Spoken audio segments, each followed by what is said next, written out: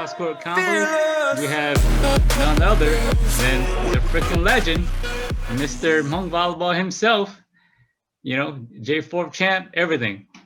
Okay, Mr. Everything right here. Okay, Tou Houa. He's done it all. Glad that you can join us. Well, thank you. And of course, my name is well. Not only is he a legend, Tou Houa is also our uncle, our blood uncle.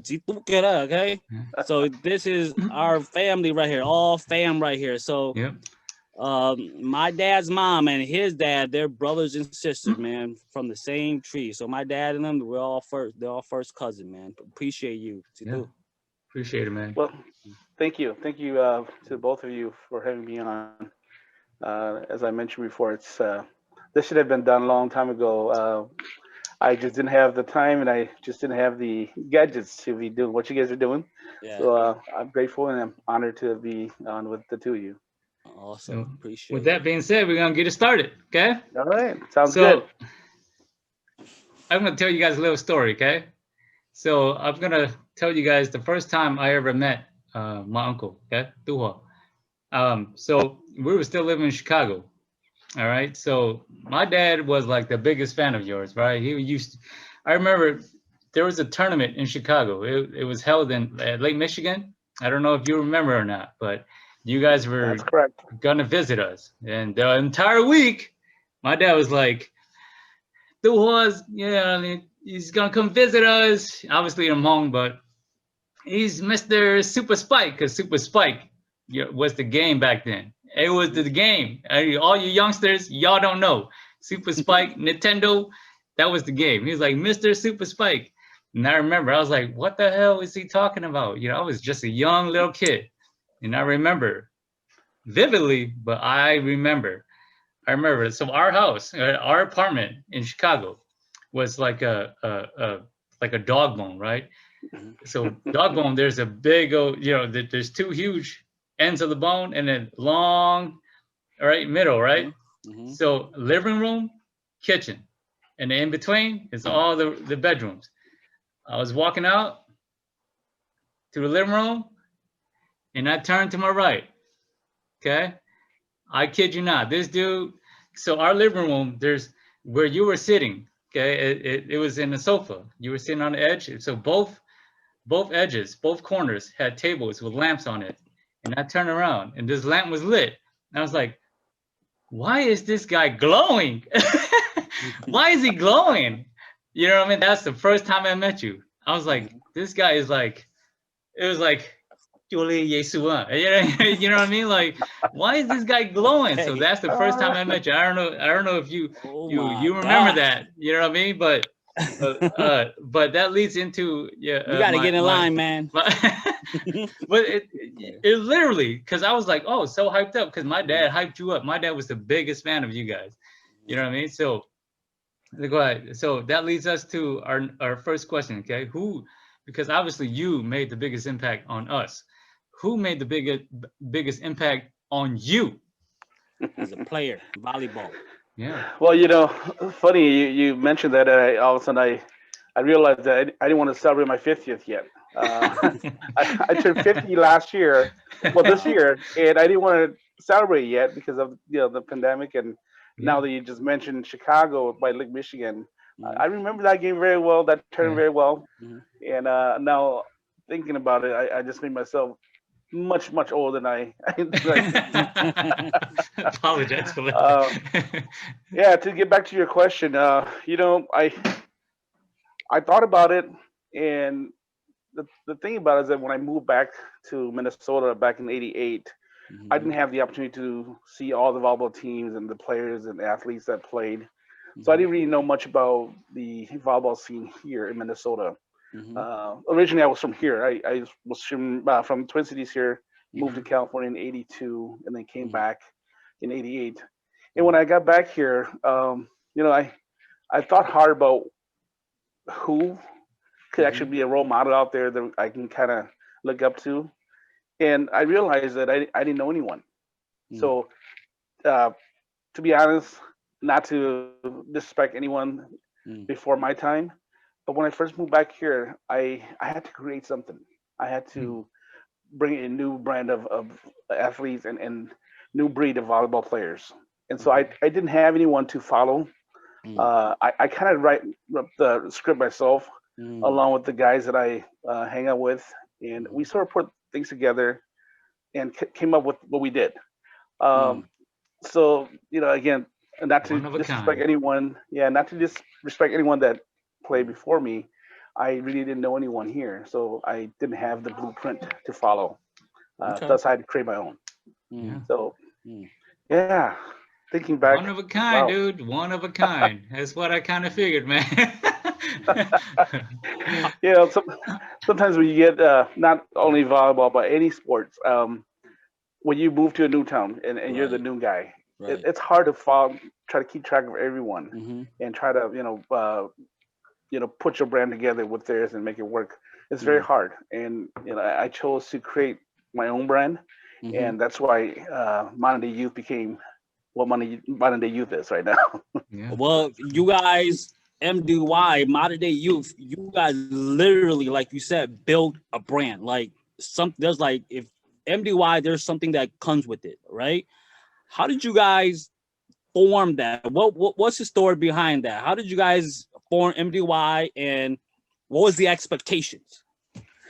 you know, when I first moved up here, again, my teammates that I played with all these years, believe it or not, some of them wants to beat the crap out of me.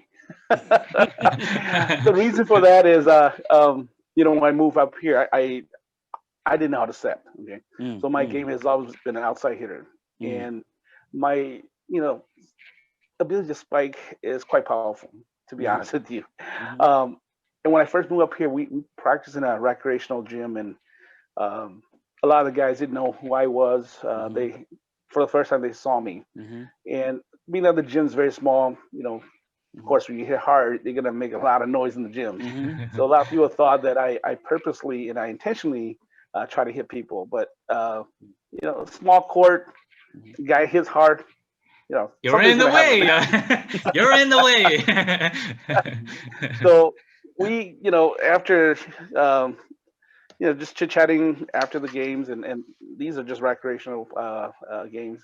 We kind of put together this idea that since I'm new, most of the guys are leftovers, where other teams didn't pick them up. So why not? Let's get the band together. Let's get the team together and work from that point on. And we did just that. We worked with the guys that were left out by other teams, and some of them have some experience. Some are very, brand new to the game. And of course, myself, I'm very brand new to the game because I didn't know anything about setting or anything like that. All I know is get in the court, setting the ball, I hit. That's it. So So how old were you guys during this time? I'm sorry to interrupt you, but how old were you guys during this time? Or during this time, I am the oldest. I was 19. Okay. And the majority of the guys are 14, 15. So I was the oldest on the team, and if you guys remember Asahi Yang, yeah, we call him the sneaker, the sneaker boy. Yeah. He would, in between volleyball matches, he would stop to eat a Snicker. So we call him the sneaker boy. So that's what it is. I gotta do that. That's how 14, 15-year-olds are like, right? You gotta get something to eat, something to snack. And so we started together, putting the band together, the team together, and again, we were very fresh. We didn't know what we were doing. One day, we just decided to, talk to my brother, Tou Houa, who's the founder of Modern Day Youth. He put together a name for us, and we decided to, make something out of it, something where other teams have not done before. Because when I first moved up here, I saw that a lot of people were playing. My first J4, I didn't play, but I saw. Actually, yeah, I did play the 89. We saw that there's a lot of high balls, and personally, I am not into volleyball. I'm more of a soccer guy. So my thought was, if I'm playing midfield, I know exactly where my forward is going to be. And once I place the ball there, that's where the forward is going to have to do this trick and score. And so we started MDY using that same logic. And at the same time, we were playing against at the time it's the United States Volleyball Association, USVBA Okay. competitions, and so Wow. those guys are big. Those guys are Yeah. big guys. We're very short. We barely stand 5'4", 5'5", Right. and we had to create something quick and fast, and that's how our brand, that's how we started. Okay. But more importantly, I want to share with both of you. It started out in Appleton. Oh wow. Tell us Hey, about yo. that. In Appleton. Tell us about Shout that. out. What's the story? Okay. Mhm. There was a gentleman, a fan, and your question was impact players. And to Right. me, it wasn't an impact player. It was actually an impact fan. Okay. There was a fan out there, and at the time we lost a game, Mhm. but we were I think this was 1990 or 91, and the fan was telling me, why are you setting the ball so fast and so low for these guys? You did not give them a chance to hit. You didn't give them a chance to set and be ready for the ball. Why can't you just set the ball high like everyone else does out there? Mhm. Of course, we lost the game, and I Mhm. took that to heart, Mm. and I made those plays even quicker. Mm. And because all it does is Love it it. takes timing. It takes timing, and it takes believing in oneself, Mhm. knowing where the player's going to be, and the player knowing where the ball's going to be. And that's how MDY started those fast plays. Again, thanks to Appleton, Wisconsin, Wow. and Put the number one Appleton on the fan. map What in a bad way. like what training that did you guys do as a team, and then what training did you do? You know, because your hands, your fadeaway sets. What did you train that? You're fading Believe it away, or and then not, you set shoot outside. Did you train that, or what? Tell us what went into all that.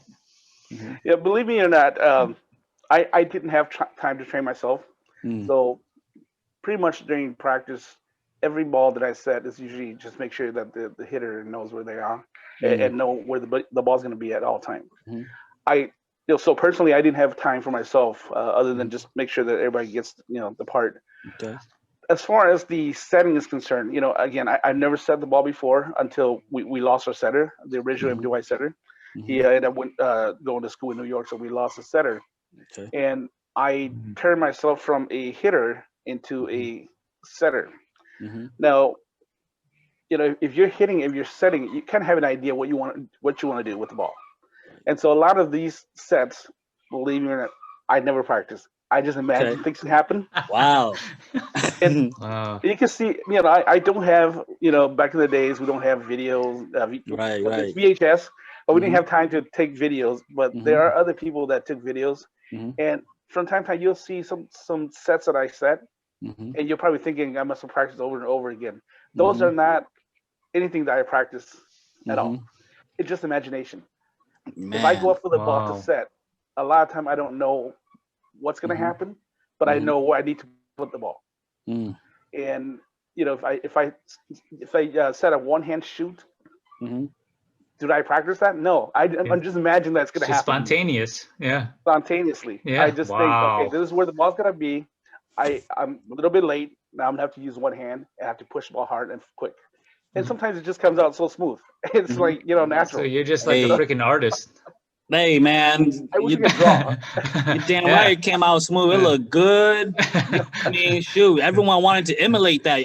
After you started doing that, I see like a whole lot of people like doing, how your one hand set with the set is a little high when you just gotta push it with your hand. I see a lot of people trying that. So The hardest thing is one hand set with the high ball. If you yeah. want to set a three ball with one hand, Mhm. it's I don't care how good you are, it's Mhm. very, very difficult. And a Yeah. lot of times that you see the young guys do, it's all carried. Okay. Yeah.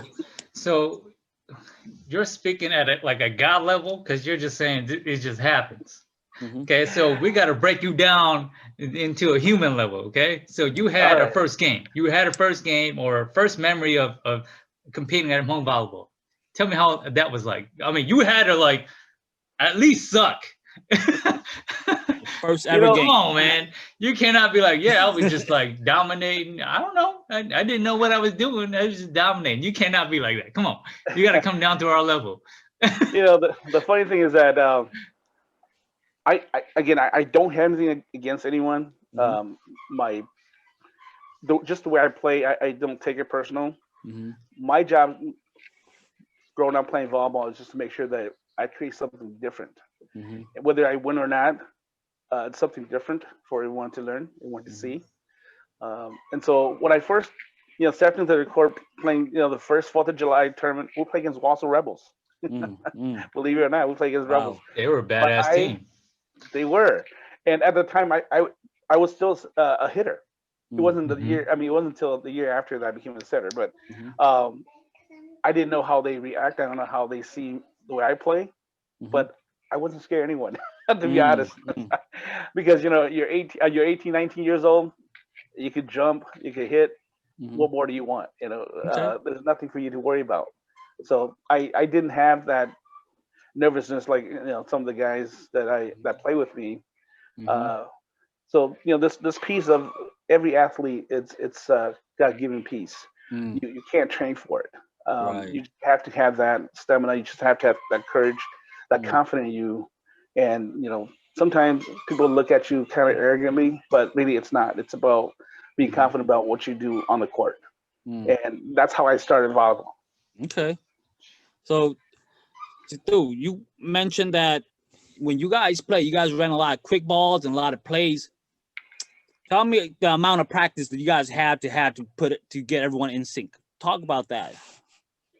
It started out with individuals. I work with them individually, and and outside here, if we're practicing a shoot or 32, we'll be doing it, constantly until the guy gets tired. It's not about him getting better; it's about him not giving up. Okay. Wow. And so, what they do it time after time after time, and they know that it's expected of them. Once you get into the game, once in the court game time, they're all hyped. They're ready to go, and it's about that stamina, that confidence that the ball's gonna be there.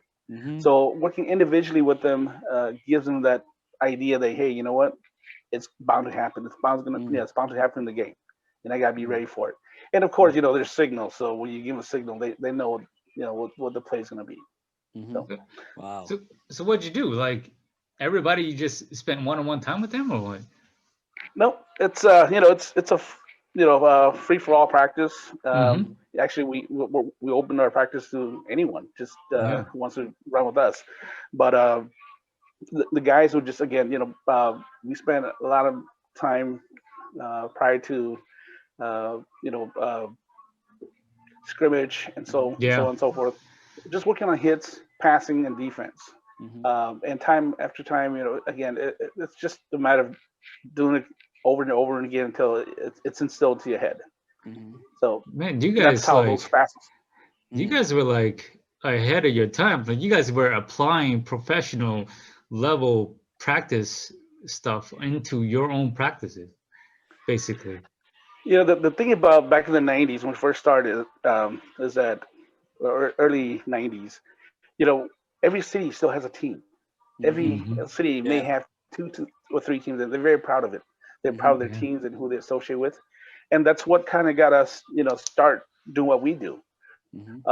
We were guys that were left out by those teams, and so we put together this team and trying to make something different, and applying those fast balls. And again, we play against USVBA competitions, and we can't block them. We're too short. We can't block them. So to counter that, we have to be able to run fastballs and get around them.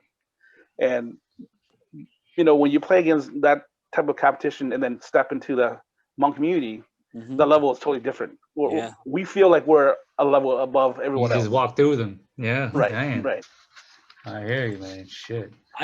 Would you say that MDY is built off like defense and like pinpoint accuracy? Like, would you say that? Because you guys were a smaller team, right? You guys were a little shorter, where there was team around your era, like the Airborns and the, whoever was the other team, where they were much taller than you guys. Would you say that you guys kind of built off of defense and use your, size at your advantage too? Actually, I'm not a big fan of defense because I'm terrible. I'm terrible at defense. But people tend to say that I'm really good, which I don't see myself to be very good at playing defense. However, I'm always thinking offense. Mhm. I said that because our height, it's going to be hard for us to win games.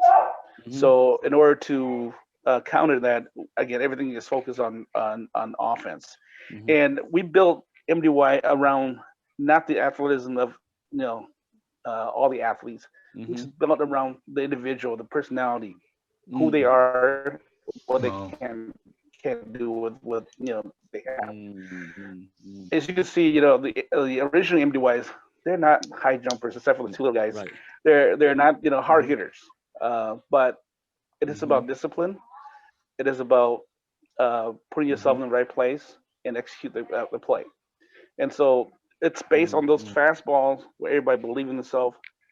Make sure you come back and get a good pass. But as far as defense, if we can get a touch at that, everybody will chase the ball down. But aside from that, let's focus on making sure we get the kill or the side out so that we can get the ball back. And that's how MDY was built. And I saw you guys play during those time, and you guys seemed like you guys didn't beat yourself. You know what I mean? You let the other team beat themselves. It seems like. This is very basic. I know that there's a lot of teams out there, a lot of high jumpers out there. They tend to lose focus on this piece. It's all about basic bump, pass, hit, and block. Simple. Yeah. And during our era, we have just what we have today. We have a lot of guys who could jump. We have a lot of guys that at times when we step on the court and just the way they warm up, we're thinking to ourselves, shoot, how are we gonna get around these guys? But you know what? It takes Yeah, discipline. I seen you guys in warm up. When you guys were warming up, none of you guys were like hitting it straight down at all. It was just like you guys were just practicing your little top spin in the background. we know that the real game is at the finals, and the strength is needed at the finals. I wish our team right now, the MDY youth right now, I wish they learned that piece. And while warming up, it's okay to dink and dunk and do whatever you need to do, but all the energy, all that powerful hit, all those sideline hits or back row hits, say that for the real game. That's what I would say to everyone. That's great advice right there. What would you say like drove you as a player? Like what was your main source of just like motivation? Yeah, like trying to be the best. The thing about when we first start playing this game is, again, we look at ourselves. We're guys that other teams ain't won. We're determined to change that. We're determined to make something out of what we have, what we know, and what we can do. And so again, practice, and practice. That's the determination. We want to create something different where short guys can compete. As you can see, we have a lot of short guys, not just our team, but around the country, especially Asian, very short guys that could play really, really big roles in the tournament. And again, I stand very 5'4", but I'm all for the guys that are shorter than me. And my belief is that if you could work as a team, if you could operate as one, it doesn't matter how big the other guys are. It's how big you play. And it seems like you guys did that like really well, man. That's how big you guys play. Because a lot of your team, you guys showed up in big moments, like clutch situations where you guys were down and out, people counting you guys out, and you guys like found a way to overcome time and time again.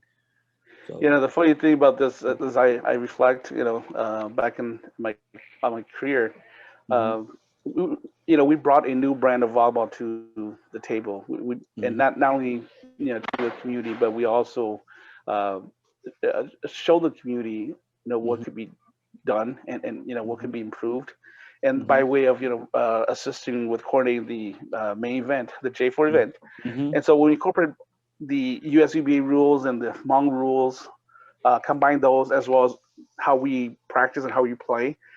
To me, every year we play at that tournament, I see that the guys that lost their tournament, I can see in their eye that they're eager to come back next year and train harder to come back next year.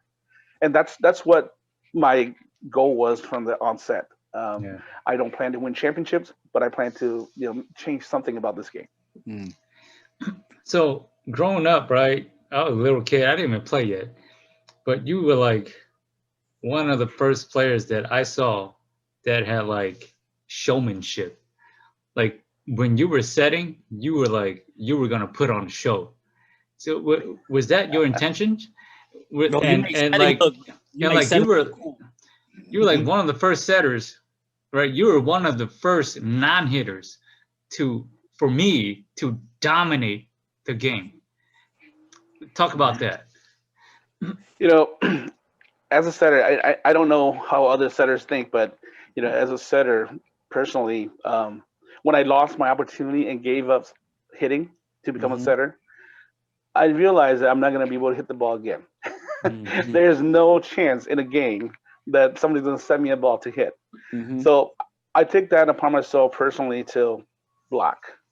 And how you dominate the game as a setter is that you have to be able to block. And I take on the biggest hitters on the other side, because what it does is that when I'm able to block that guy, that's the same thing as a kill for me, the same thing as a hit for me. And any opportunity that I'm up front, and you know the biggest guy is on the other side, I want that guy because I want the opportunity to block him. And if you could do that, if any setter could do that, you know, that pretty much controls the game on defense. Yes. Because your guys behind you, your guys next to you, they know that you're gonna do something different than just go up and jump and tell them, hey, I did my job. But when you actually go after the hitter and try to block them, that changes the game, because any ball that deflects and comes back as a setter, you know exactly what you need to do. You know exactly what you're gonna do to get the ball killed. So that's growing up, controlling the game, dominating the game as a blocker and as a setter. That's how I see myself, and that's how I've been able to do my job as a setter throughout. Yeah. So I want to ask you, as a setter, what was your mindset? Like, what are you scanning when they're about to serve it over and you're about to set it? What are you scanning? What goes on before you set the ball? Like, what are you looking at? You know, good thing we don't have coaches, because if we do have coaches, I wouldn't be able to set. Nobody wants me to set, because you know how coaches, they want certain balls, they want certain players to hit. You probably wouldn't need a Personally, coach if you had you as a setter. That's true. And so part of setting and what goes through my mind is I look at the defense, I look at my guys, and I see who's ready, who's not. I got two outside hitters, one on the weak side, one out power, one in the middle. I know who's ready, who's not. And as much as I wanted to give to my outside hitter, I'm thinking this guy's just showboating. I got to go somewhere else. But if there's a coach, that coach is going to say, give the ball to your outside hitter. Yeah. And I have to. But luckily, we don't have a coach, and I was able to coach myself. And you're able to see that, okay, your outside hitter is, he's a big hitter. Okay, he's a big hitter, but he's showboating. Chances are he's going to get blocked, or he may not even clear the net. So sometimes, I made those choices to go to a quick ball or to a weak side hitter. And you also look at the defense, how they present themselves at the net. Back in the days, our Hmong players, they're kind of shy. They really don't want to show their emotion. So you can kind of pick on them too. You can kind of pick on them and say, this guy's kind of shy. Wow. Maybe let's line him up a little bit. And you studied that deep. The funny thing is that I'd never pick on anybody that's weak to serve to. But as a setter, and when I have to set the ball to my hitters, if somebody's sleeping on the other side, I want to wake them up, and I usually set the ball to the guy that's on that person. It's not because I'm picking on that person, but because I'm just looking at him. He's thinking he's too good. He's too good to be blocking this guy. So come to think of it, you said when we played against you, you said a lot of guys lined up with me. Is that are you trying to say I was sleeping? No, you said I will pick on this guy. No, there are guys that are when they come to the net, they think they can block anything, and sometimes I just want to test them out. So I'm gonna at times you're gonna see me set 3 balls straight to the same hitter, and if there's a coach, he's gonna be all over me. But I really want to see how this guy is. So I know that I know who's hitting, and I know that guy's blocking. You know what? Of course, I'm gonna give him 3 balls straight. I don't care if he gets blocked 3 times. That does not change my momentum. That just gives me an idea of what I can and cannot do as far as where I put the ball. So a lot of the missed sets that I have on myself or the balls that I set to places where hitters are not ready. Those are really just trying to feel what the other guys are doing. It's by design, basically. I'm confident.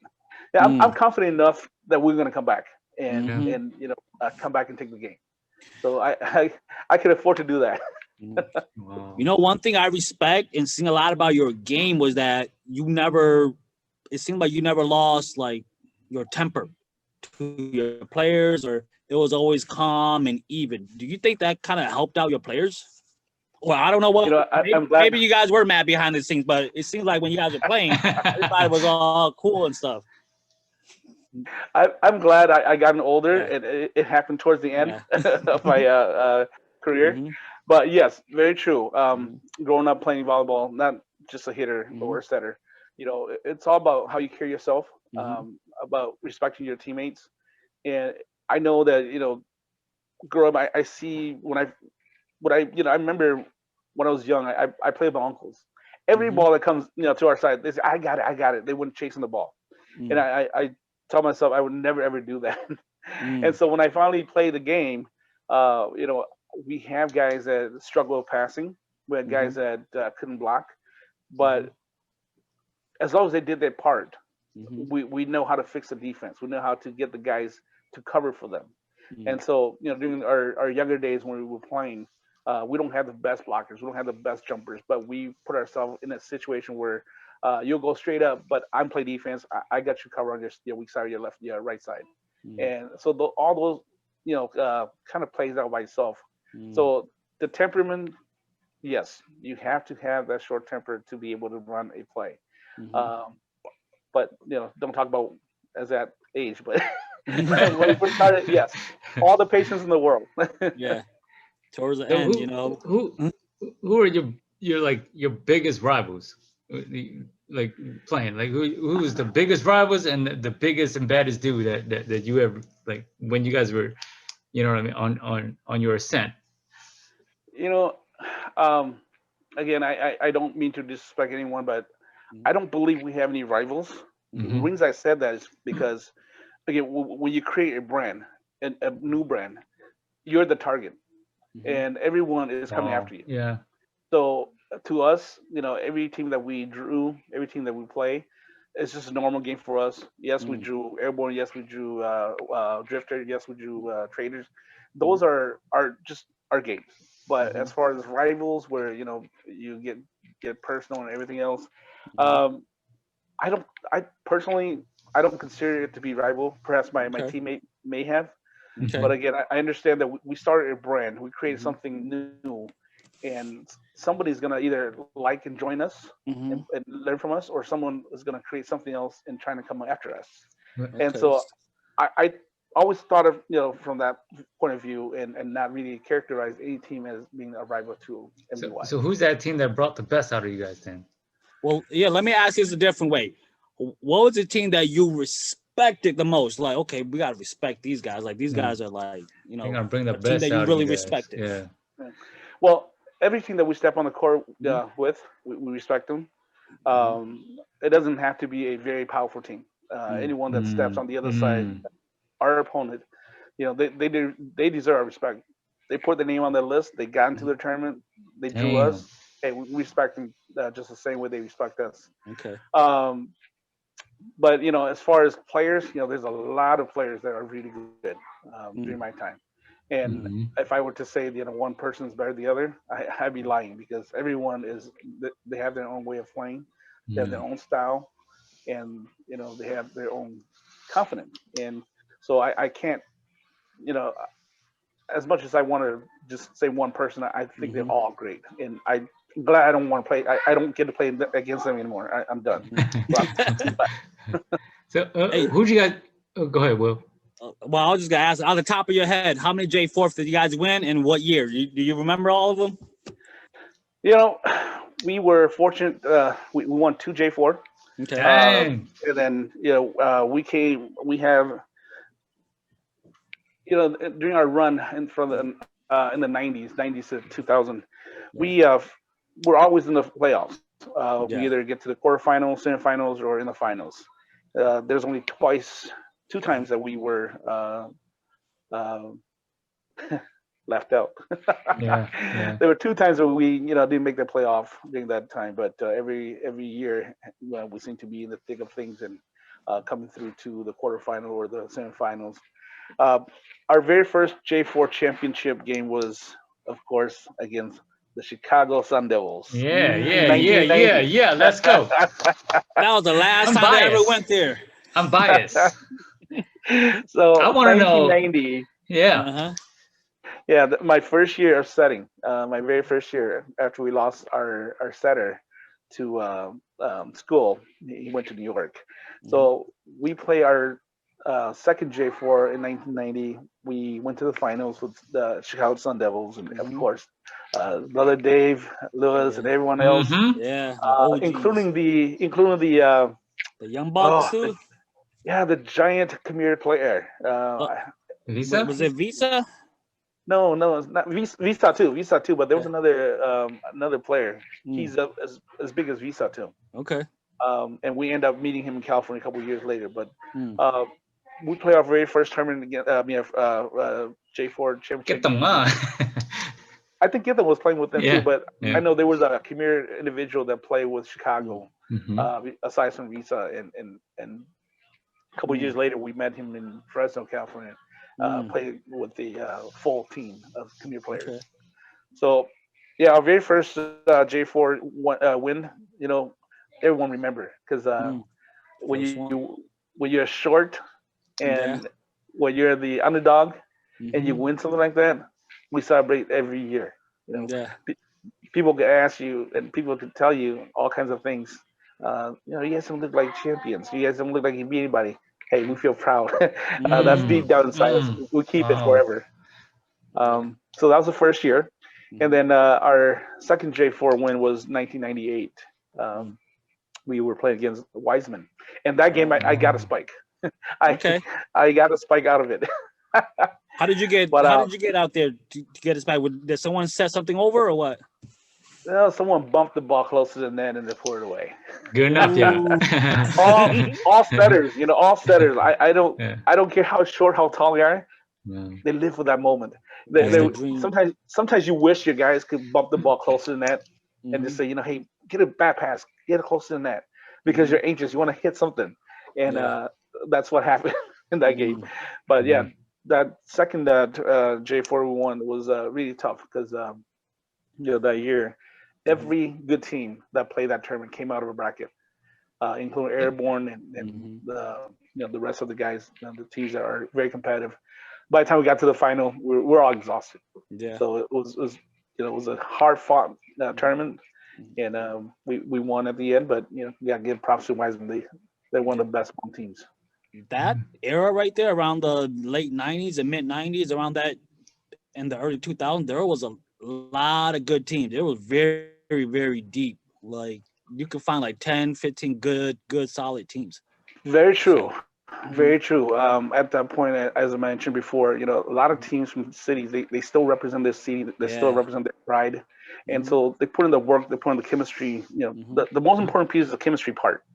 And when you have teams coming from one city working really hard together to come in and compete, they have that chemistry.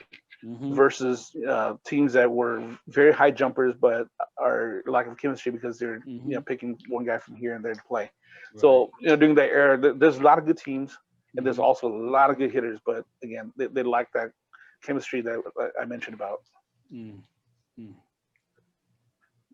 So and lots again. During that era, we have a great run. Semifinals and quarterfinals, we had a great run, all the way up. Even competing against Matrix, Team Matrix. And, pick one memory. Pick one memory. The most memorable. I would say it was the 1990, either 98 or 97 season. I think it was 90. I think it was 99. Sorry, I think that was 1999. That was the year we came in second after our win. What happened was, no. Did you guys lost to? Was it Grifters that year? No, it was MVP. We lost to MVP. Okay. Oh yeah, that was a We lost to badass team too. MVP because I know that I blame myself for because it was a tournament. I think it was 98 or 90. I can't remember. They came up and we played them at the Dakota County Fairground. Okay. Oh We were wow. leading.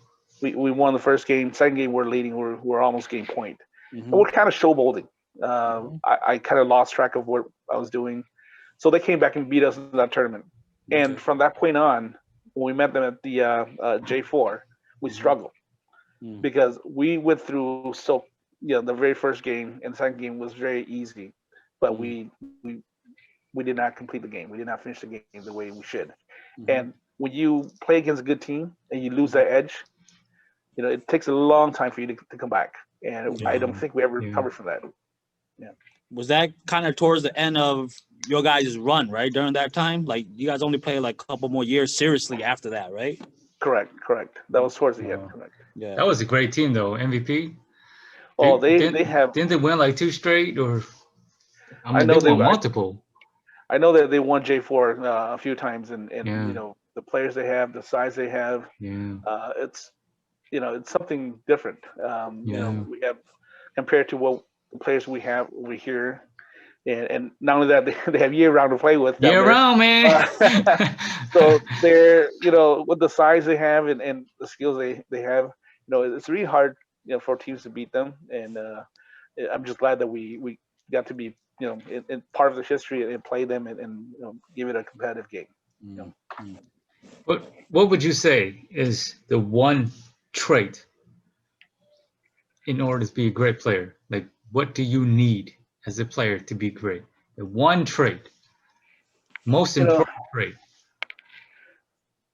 I think I can't look outside myself because there's different people, different players, different athletes, and you can't assume them to be doing things that you can or cannot do. I think for a person, an athlete, volleyball player to be successful and accomplish what they need to do in this sport, it's about being humble, passion, and respect the game. Because when you respect the game and you play at the level that you're playing and not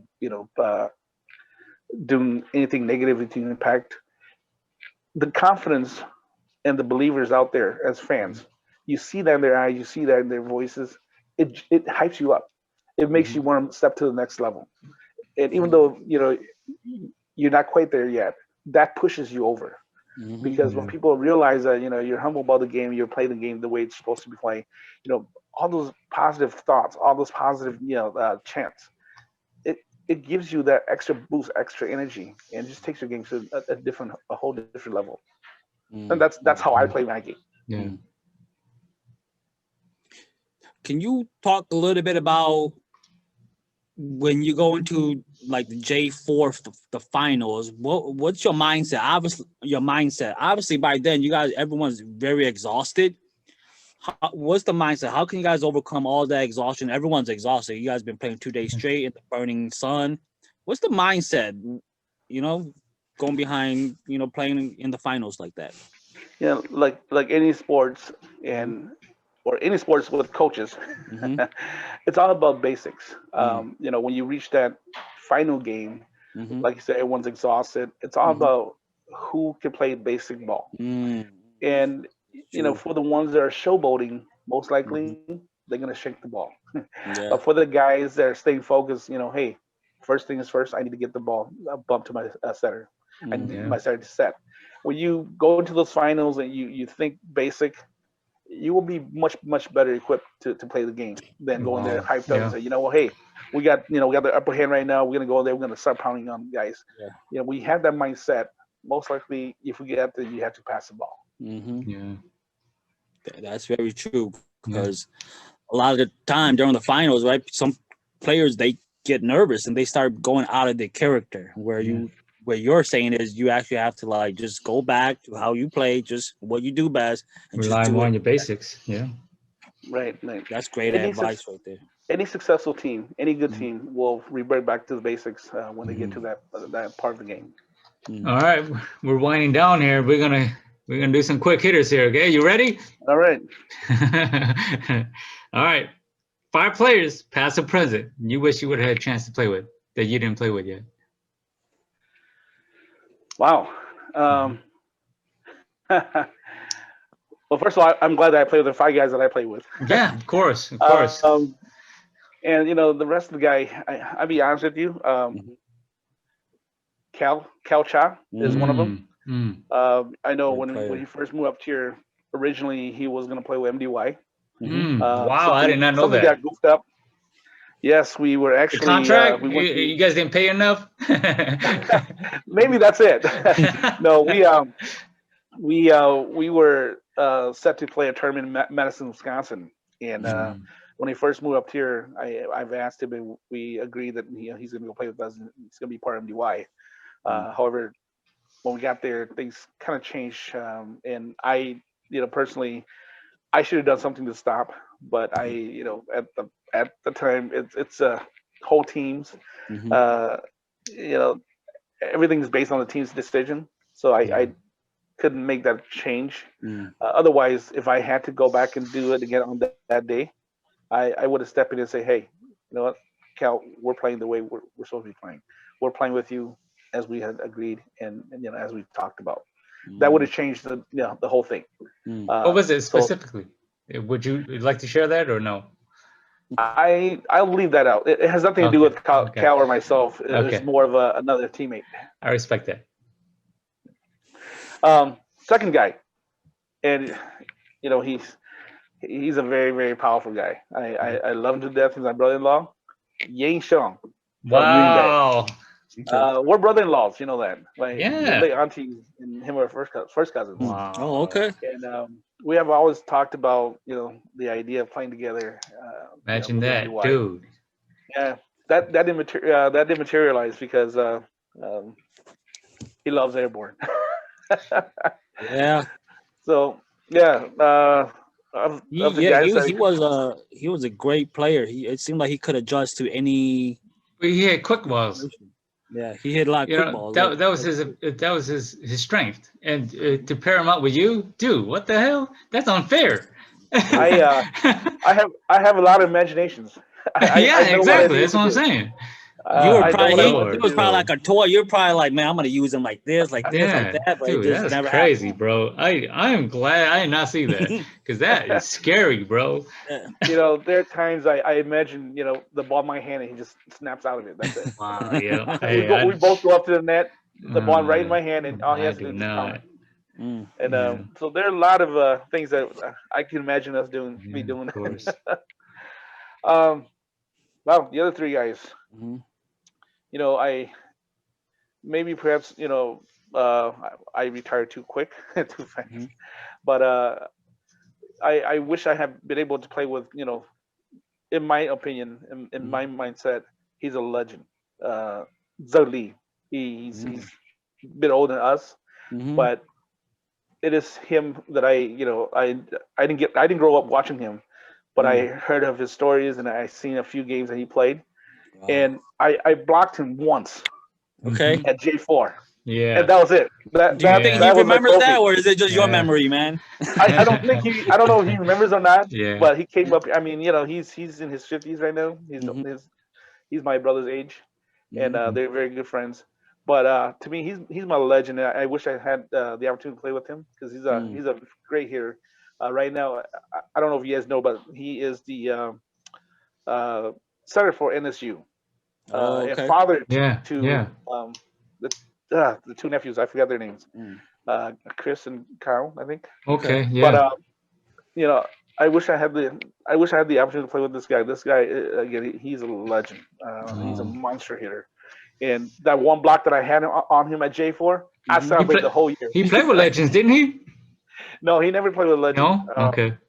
He is. Back in the days, he is rival to legends. Oh, okay. Okay. I remember him when I first moved to California in '82, and I met him through my brother. But he played for Superpower. Okay. was in Stockton, California, and Okay. his setter is Brandon Song. Brandon Song. You guys know the actress Brandon Song, right? Mm-hmm. Yep. Her father was a setter for him. Oh, her father was a setter for her. Wow. Oh, Yep, Brandon We need- Song's father was a setter. Wow. we need to track him down. And so Lee, also known as the legend, he is in my book one of the best players. I wish I could have the time to play with him. Another individual, from team Star 88, it's like they went on to become legend, but Mhm. before then they play as Super 88. Mhm. This is back in 1988, and I play a few games with him in '87, but I Mhm. wish I had more time to play with him. He's a powerful hitter. Mhm. Long Hug from Okay. Super '88 or the Hurt Brothers, or also known as Legend. Wow. So those two guys, they're big time players, Mm. and I wish I could play with them. Mm. Another individual I'm gonna bring up, and this is way back in history, and I know that all the fans in California, all the volleyball fans in California, you guys probably know this guy and remember. His name's Kai Xiong. He Wow. used to play for Yeah. Yuba. And growing up in the '80s, I saw him and from team Her Brothers. My gosh, you can watch them and play in slow motion. Mm. The Kai is one of the top blockers in my experience. Mhm. He's one of the best blockers ever Mhm. to play this game. And one game I was watching that was in Merced, California, back in the mid '80s. Him and Yan, a friend of mine, older brother. He's a very great player too. And you watch him hit that guy hit the ball and the guy blocks the ball. You watch him like slow motion. Mm. I don't know whether I'm slow or just the way they play. I mean, that guy goes up and grabs the ball, and the Yeah. hitter comes and hits the ball, and they're up there. They didn't come Wow. down. That's just So it's he like just hang got time some above the net. yeah, Yeah. some major hops, man. Oh, hang time and hops. He wasn't that big of a person either, right? No, these guys are Like, height back in the wise? '80s. Yeah, back in the '80s, they're about 5'5", 5'4", Yeah. about a little bit taller than me. Okay. But these guys are. I mean, they play great heart and Mm. everything they have and respect Mm. the game so much. So Mm. these five guys. I mean, I'm sure there's more players I would wish I Yeah. get to play Yeah. with, but these are the guys that if I were to set for these guys, Mhm. oh my god, I don't think anybody want to play. We murder These every five guys time. that I mentioned. Yeah. But remember, we have to learn how to pass first. We have to learn how to Yeah, pass right, first. right. How about 5 teams? 5 teams you wish you would have played against I that you think I never had a play. chance to play. I think I play everyone except for Yeah. the guys that are just up and coming. Yeah. I love every team that I compete with, and I'm sure I probably saw them more than 2 or 3 times each year. So just much respect to all the guys that are out there, all the teams out there. I just want to mention a few, traders from the Wausau, Appleton, Oshkosh area, Sheboygan area, Drifters, Mhm. Chicago Sun Devils. We miss Mhm. them. They haven't come out in a long time. Maybe I should go back and do something about that. Yeah. Facts. Um, Yeah. Wiseman, Mhm. and then Mhm. News Dad, the Green Bay team. Oh my Mm. gosh, Oh, they're yeah. full Yeah. of Yeah. talks. Yeah. They're full of talks. Yeah. So all these great teams that I play against, throughout the year, and the teams that we compete with every year. I'm just glad I had the opportunity to play with them and against them. Mhm. So there isn't a team that I wish I could have played them, because I think I had probably played them Mhm. already. Yeah. So Got it. I'm just glad that I had that opportunity. All right. You Man, ready when for you've this? been around the league that long, when you have a career that long, man. Yeah. Yeah, You ready for this one? we made a pledge back in the days when we first started that at Mhm. 90 we should still be playing volleyball. Mhm. Yeah. I'm gonna give it to you. Okay. If Go ahead. you were the coach, you start one, bench one, and you have to cut one. Okay. Men from Airborne, right? Setter for Airborne, Buddha, and Joel Moore, my former teammate. You have to Start Okay. one, bench one, and then cut one off your team. Well, I'm glad I'm not a coach. I don't have to make those big decisions. Yeah, this is all Um, hypothetical right here. yeah, I have No the hurt opportunity. feelings. I have the opportunity to play with both Min and Buddha. Actually, Min is my disciple. Yep. I will let you know that. And all these years he would never ever say anything negative against MDY or anything like that, because they run the same things we do. Mhm. Buddha, same thing. We play together. Later in the careers we play together. We pretty much live next to each other every day. Joel, I have not played with him before, but I've seen him play. And if I have to cut someone, boy, I want to volunteer. I'm going to cut myself. No, you're not on team. No, you're not an option. It's either Min, Buddha, or Joe. You know, Who are you gonna start? it's a tough one. It's a tough Who's one. starting at the setter? I would go with Buddha. Oh, wow. Yeah. The reason I said Buddha is he's a He's little bit so like me. underrated. Wow. Yeah, he's a little bit like me. He's confident about what he does, and he goes after it. Especially blocking, because I'm looking at the blockers, I'm looking at the setters. What more can you do besides setting? How can you change the complexity of the game? If setting is not the only thing that you're doing, what else can you do? Right. So from that perspective, I would start Buddha. Okay, who are you benching? Who's on the bench waiting? Who's on the bench waiting to come in? How about if I bench Min and Joel, can I sub? No, no, you gotta bench one of those, and then the other guy you're cutting off the team. He didn't make it. Sorry. Maybe next year you'll make it. I think if and I have the opportunity to hit Min's ball as well, because I know that the years that he played with us, I gave him the setting role, and from time to time I do some hitting. So I would bench. I would cut Min, to be honest, and bench Joe. The reason I said that is because I believe that Joe sets. If you put a team together, I believe that Joe sets will fare better with the players that it's built around. Where Min sets is built on the guys that he worked with, the little bit taller, scrappy players, and so it doesn't have to be perfect all the time. I understand. Where Joe and Buddha's, I think placement of the ball is important for the hitters. I've always maintained, and I told this to Joe, I've always maintained that us as the hitters, we were never great. We were just average players.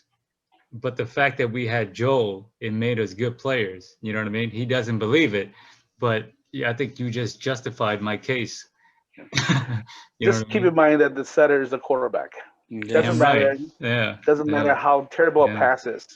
That setter has to go after the ball and make sure it comes back into the playing court. And I know Min's a great player. J4 champ, everything. He's a champ. But if you look at the from the point of view, if we were to put together a team, making sure the ball is placed at the right place or the right time, that's why I made my decision to go. Like I said, there's no wrong answer. You could start Min. It don't matter. Like it's all right answers. That's why it's difficult. You know what I mean? It's all right answers. You know what I mean? I hope Min doesn't see this piece. We're gonna get him on and he's gonna trash you. We're gonna spend an hour and a half. He's gonna trash you, bro. I hope he doesn't see this, and I hope he doesn't come back and say, "Dude, why do you have to do that?" But we're heading towards the end here. Last couple questions. How has your success, like in Hmong volleyball, helped evolve you in your personal life? The funny thing is that I don't let that get in the way or affect what I do personally outside of the game. As I look at where I was, how where I've been as far as an athlete and my personal life, funny thing is that most guys don't know that I play volleyball. Mm. And to the guys I hang out with, they don't have a clue I play volleyball. Mm-hmm. Or the guys that I play volleyball with, they don't have a clue who I know or who I associate Right. with Yeah. outside, the game. So I kind of kept it, You kind of compartmentalize it. methodical. Yeah. And of course, when I do my little gig with your uncle singing, Yeah. they don't know what I do. They don't think they don't know that I play ball or had any association with the community. So it's very strange, very strange. Normally, uh, you know, a person is known by what they do as far as being an athlete and outside of the community, but it's just strange. Sometimes again, people just don't know what I do, and at times I wonder how do I keep that? How did I keep this away from people? Yeah.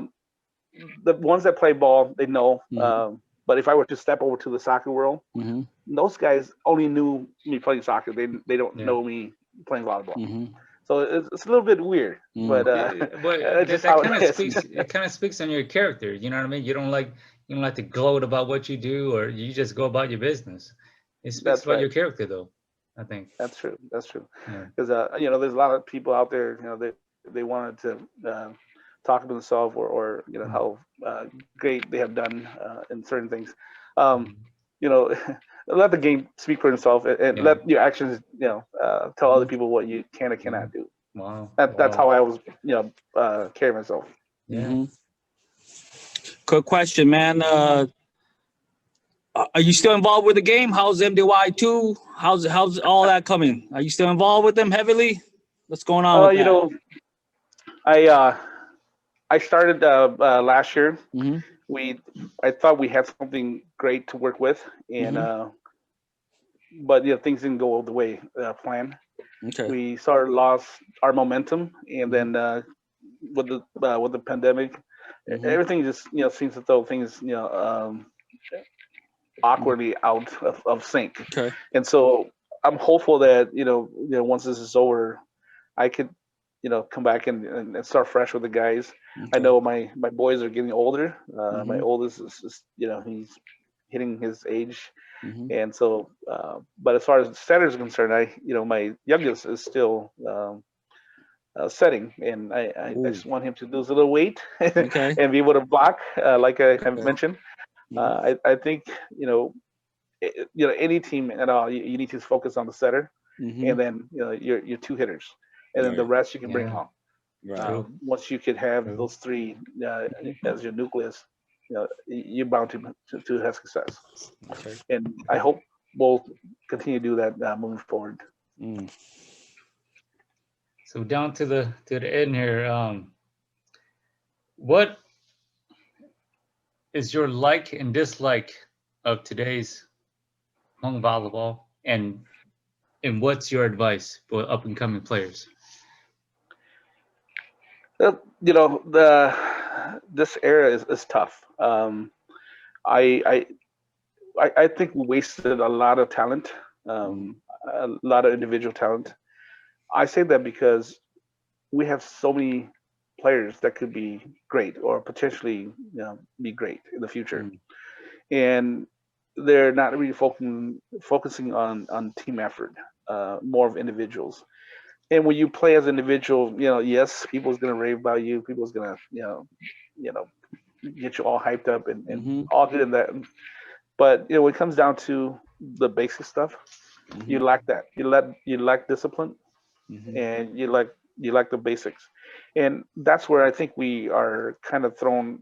Some of the guys are throwing their volleyball career away because they forgot those basics things.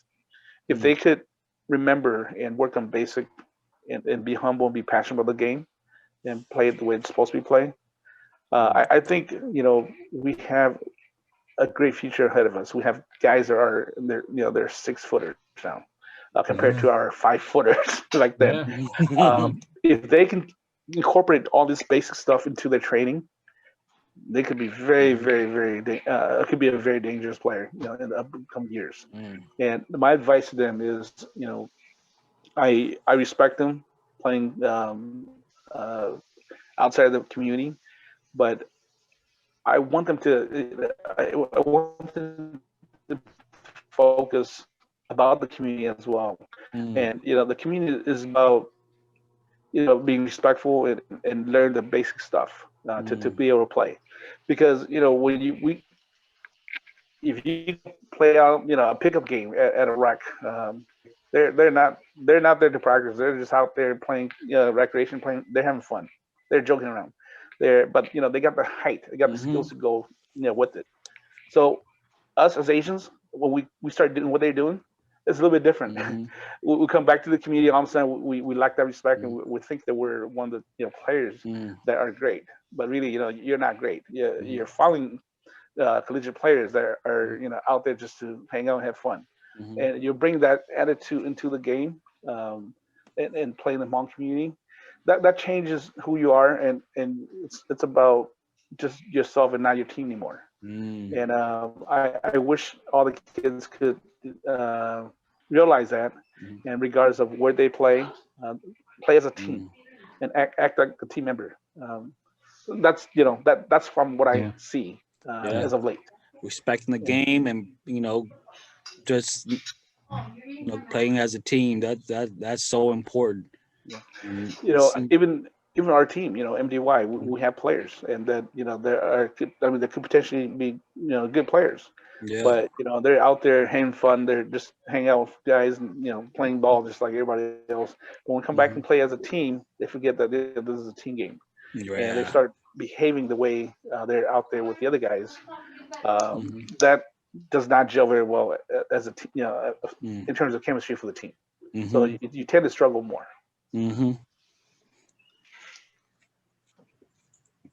Anything else, Ben? Yeah. Well, man, dude, that was like, this has been a pleasure and a freaking honor, man. I'm serious. This is wow. That's call me OG, but the way the game is supposed to be played, I cannot imagine myself doing what other people are doing right now. Yeah, it's a whole different ball game now. Just like how you said, people or players now are more individualized, where they go from team to team, or they bring out. It's not, you don't really see a team moving in pack anymore, how it was back when you were playing. And I think we still have a very good chance of being great, as long as we have these kids in the right mind and focus teamwork. I think there will be great teams that we're going to be seeing in the next few years. But again, if they cannot put that aside, and I mean, if they cannot bring that together and start playing as individuals, like when they're out playing at rec centers and stuff like that, that's not going to work well, and we're going to continue to struggle. But if they can bring together as a team, boy, with the height and the skills that we have right now, every team will be dangerous. That's so important, because I do see a lot of teams they play now is they're reverting back to the old days where they don't really run any quicks anymore. It's just like, okay, you're tall, I'm just put it straight up, go hit it. So you don't really see like the quicks and the teamwork and the fakes and all that kind of stuff anymore. It's back to like the old days. Yeah, our last tournament back in before the pandemic over in Oshkosh, the team that MDY put together, I was excited. I was very excited. We got big guys who can run quick plays. Yeah. And just the way I see it, I imagine it. If I was a setter, not to disrespect my son or anything, if I was a setter, oh my gosh, I put this guy in a perfect spot to where they can showcase their skill as well as their power. But again, I'm just thinking. I can't play anymore, so I'm just thinking. Oh yeah, man. You high told you watch you high. You see the game so different from, because you've seen so much volleyball, and the way you speak, it might not click to the younger you who haven't seen as much volleyball as you. You know what I mean? Yeah. So they're just like, okay, what are you talking about? And you're just like, man, I already see what's gonna happen, and you That's true. So, that's true. And I'm sure the guys that play for us, they say the same thing about us. But again, it's up to the individual to figure that out and say, hey, which player do I want to become? Do I want to be someone who just play when I want to play, like what's his name, said in the NFL, or I'm going to show up every day and play the game the way it's supposed to be played. Yeah. And those individuals, even back when we play, back in the 90s, again, we have great players that could potentially be great, but they lack all these stuff. And still today, even when we're retired, these individuals are thinking they're great, but in our eyes, how are you great? Right. You never really mature. You're still thinking the same way you thought back then. Yeah. And so, I mean, I got an individual saying, I was great then.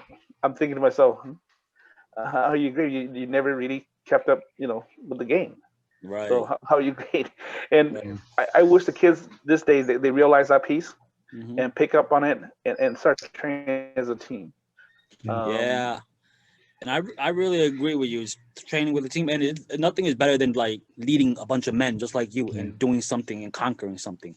You can conquer stuff on your own, but when you lead a bunch of friends and a bunch of men and you guys conquer something, that's like the ultimate goal when I first started playing ball and incorporate all these fast action plays.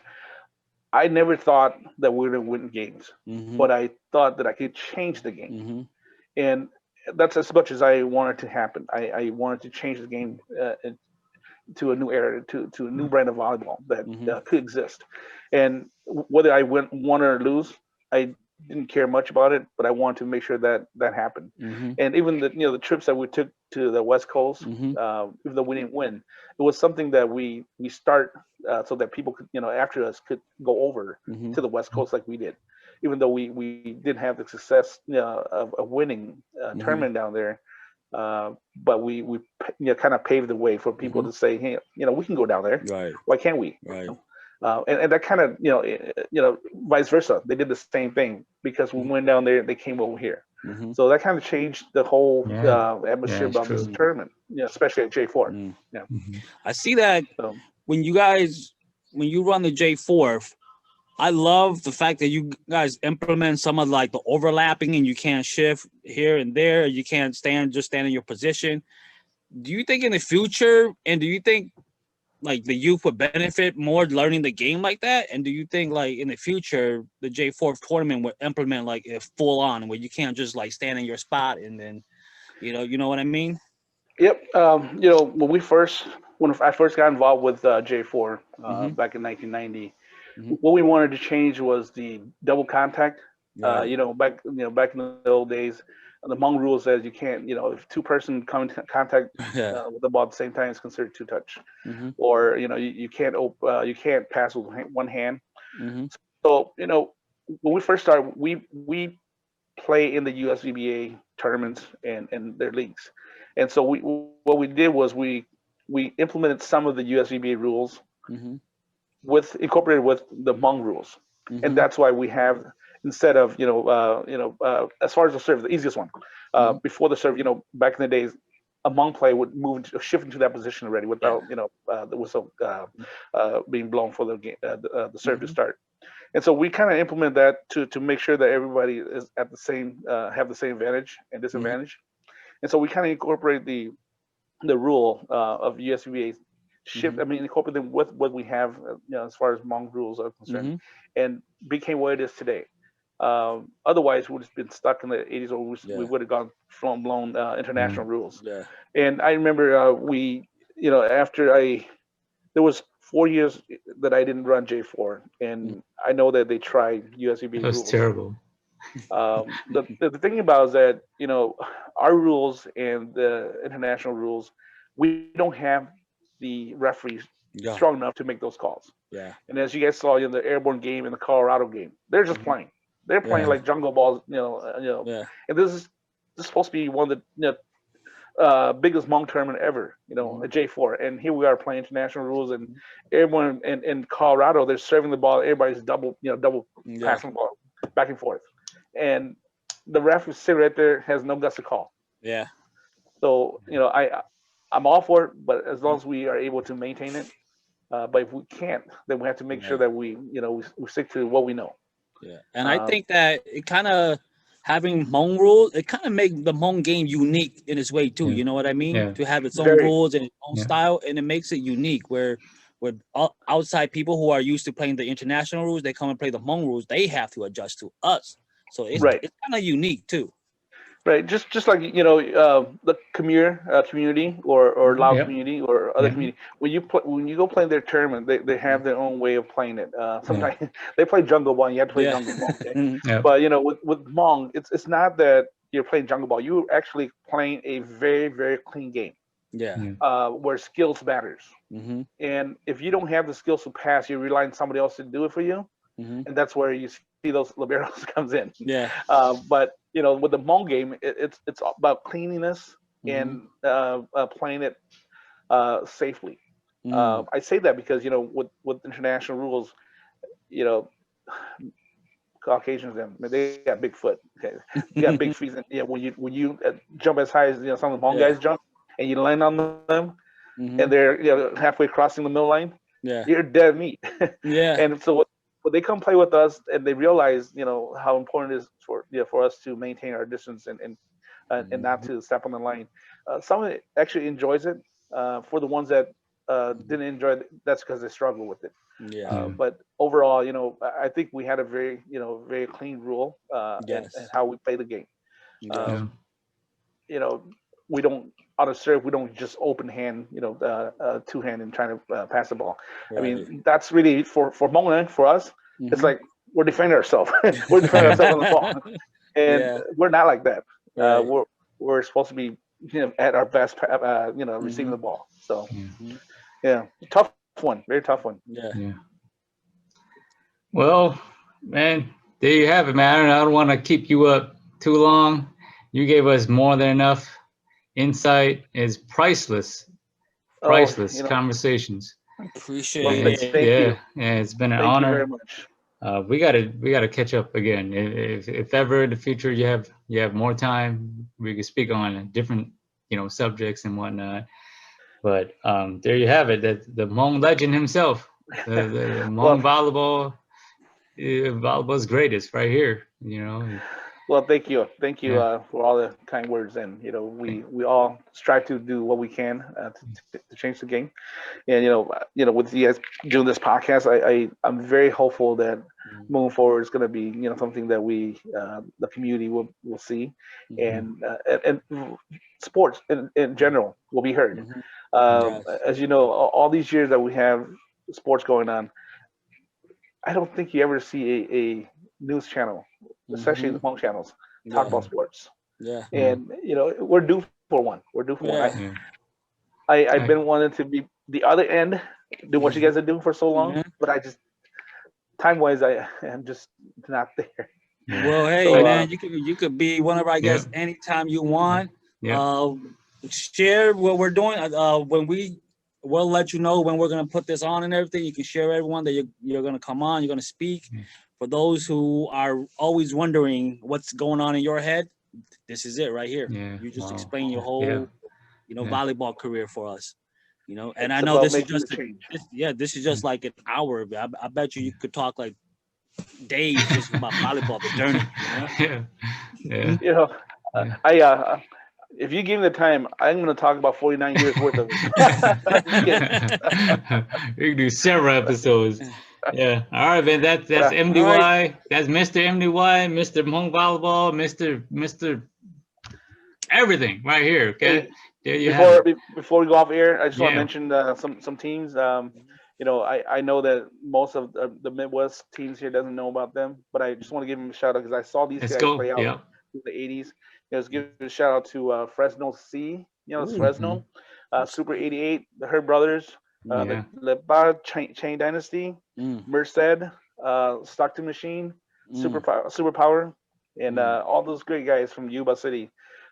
These guys, I when I was growing up, I saw them play. I didn't know how to play the game, but I saw them play, Yeah. and I just want to mention these guys because I know that they're far from us, but hey, it's another part. It's another side of the country, but they have the same competitiveness as we have here on a daily basis. So just give them a shout out because these guys are teams that have been playing before all of us exist. So I just want to give them a great shout out. You got to help us out. You got to get one of those guys and let them know. Hit us I will. up. We got to get I them on the will. program. All I right. would do my best. Yeah. Legends. All right. That's All it. right. See you later, Dude, guys. Man, I appreciate Thanks. you, man. Yeah. You guys take All care. right, thank you. Minnesota now, okay? Stay safe. Over the edge, feel like I'm floating through the air. The pain I felt is paid for, all is said and done.